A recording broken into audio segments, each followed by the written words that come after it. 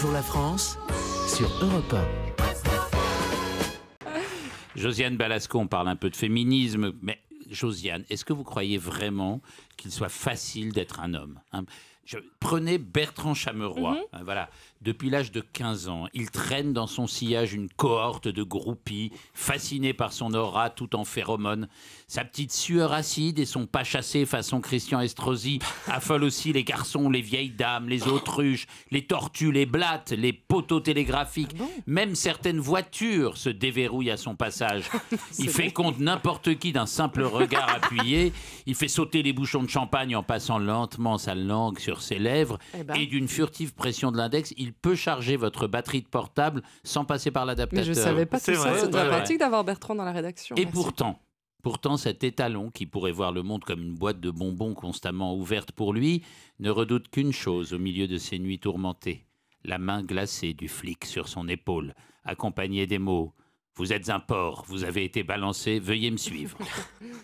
Car ce garçon au style moderne sait que malgré son engagement féministe de toujours, sa participation régulière à la chorale mixte de son quartier, aucun homme n'est à l'abri d'une faiblesse, d'une ambiguïté, d'une dénonciation ou d'un mauvais écart des jambes sur un siège de transport en commun. Oui, chère Josiane, vous le savez peut-être, certains hommes, doux et délicats comme nous, attentionnés et humbles, sont les premières victimes de la domination masculine. Ce que des siècles de phallocratie ont créé, il nous faut le récupérer et pour certains encore le subir chaque jour.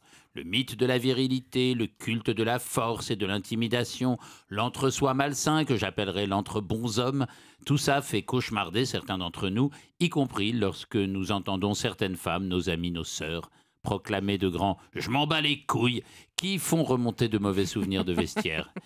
La femme que vous jouez illustre ce trash, cet archaïsme, celle d'une femme anéantie, ensauvagée, rendue brutale par la brutalité qu'elle a subie.